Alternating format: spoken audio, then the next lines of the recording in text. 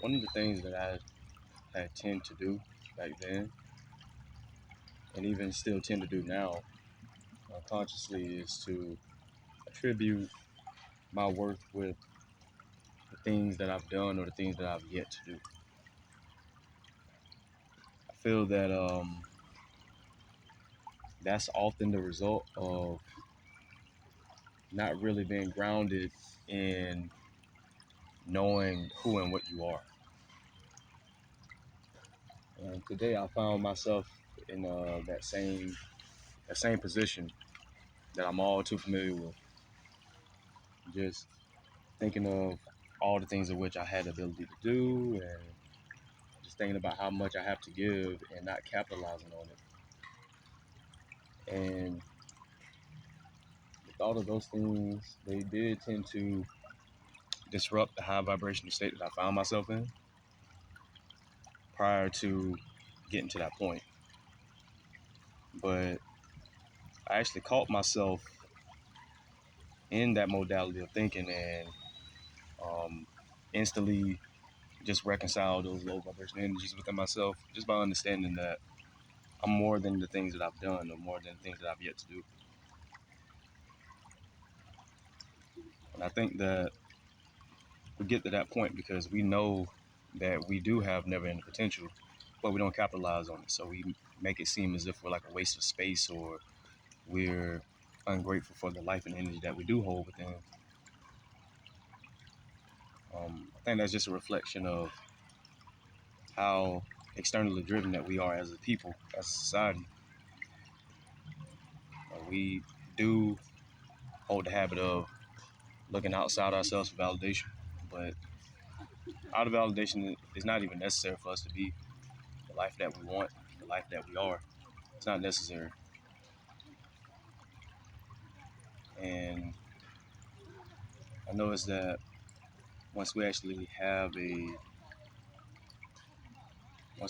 an idea of who we are internally, and that's when we can actually learn to navigate throughout life without identifying with our accomplishments, our deeds, our objectives, our tasks.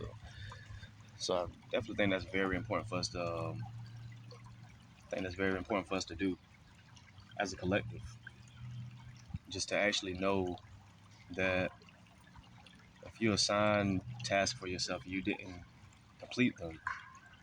That doesn't make you worthless. Doesn't make you lazy. Doesn't make you ungrateful for the life that you have, the life that you are. It just simply means that you didn't get around to doing it. Even if you had, even if the opportunity did present itself for you to do it and you still didn't do it, that doesn't make you lazy. Maybe you've always had the audacity to overwhelm yourself, to get lost in the things that you could do, and you finally decided to give yourself a break. It doesn't make you lazy. It just means that you actually decided to respect yourself, respect your energy, and to allow yourself rest. That's all it means. And um, ever since a kid, I've always done a lot. I've always done a lot of laborious tasks. You know, given the place that I grew up in, I grew up in the country, so um, I was I was like one of the only boys in the house, with the exception of my brother and my cousin. The house was predominantly uh, inhabited by women. My mother, my aunt, my grandmother, and my cousins. It was just me, my brother, and my cousin. And then later, these guys would move out, and then I would be the only male presence in the house. So a lot of the tasks around the house, like maintenance, lawn work, I found myself doing all those things, and I became attached to doing those things because of the instant gratification that I felt from the women within the household by me doing things that they wanted to see done, and I just used to get up and just throw myself in those positions to do things without them asking. because it felt good to make somebody proud. It felt good to see them happy and to see them smile, and it just felt good to have somebody be proud of me. But I often found later that I was really burning myself out just to feel validated, and it should never come down to that. Once it comes down to you um, degrading your energy and allowing yourself not to rest and burning yourself out just to feel worthy of praise, that's when the identification that you hold of yourself becomes toxic. Because then what you start to do is you start to identify with external things rather than internal things. So really, you push your own inner state of being to the side just to feel validated by other people. And I found myself doing that a lot back then, and it's something that I've been catching myself doing now.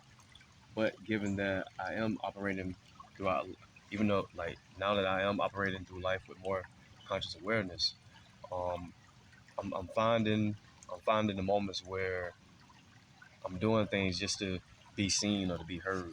I'm doing things to I'm doing things that resonate with me, but I'm doing them at a more heightened.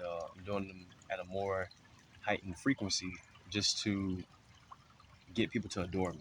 Like I want to be seen, um, and it's just worth noting that whether my deeds go seen or unseen, then it's all okay.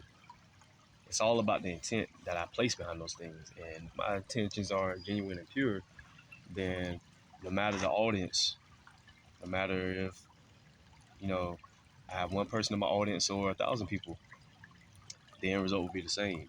I will have contentment. So definitely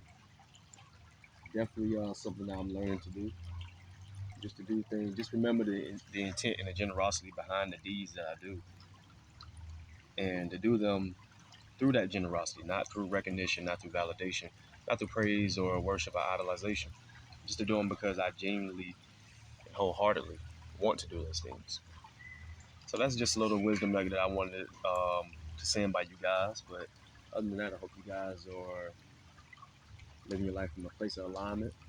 Hope you guys are taking solstice within yourself, and I hope you guys are just navigating your day um, through high vibrations. Hope you guys are well. Hope your family is well, and just remember to spread peace, light, and love.